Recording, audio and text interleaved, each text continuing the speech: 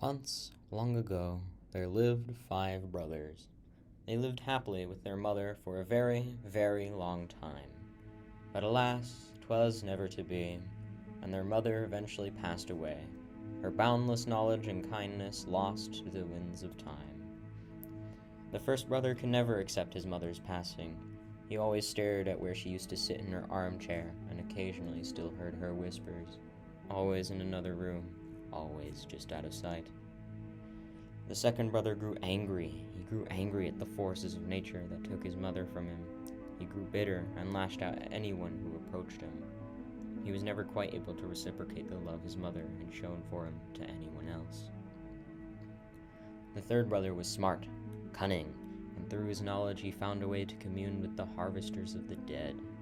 He made a deal with them that he would exchange his life in order for them to bring her back. But before the harvesters could say a thing in response, he stabbed himself, and they were forced to bring in his soul that evening. The fourth brother, seeing all these horrible things, couldn't bear it, whereas the second brother grew through rage, the fourth brother grew in sadness and mourning. He sat at the windowsills every night, watching the rain fall to earth. He visited her gravestone and died of a broken heart.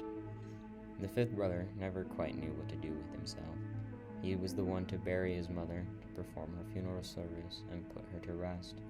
With the ceremonies done and over, and after some time, he found that a weight had been lifted from his shoulder. He felt that he could run forward for ages and never stop. He pursued that life of travel and pilgrimage, and became famous throughout all the land for his compassion, empathy, and generosity.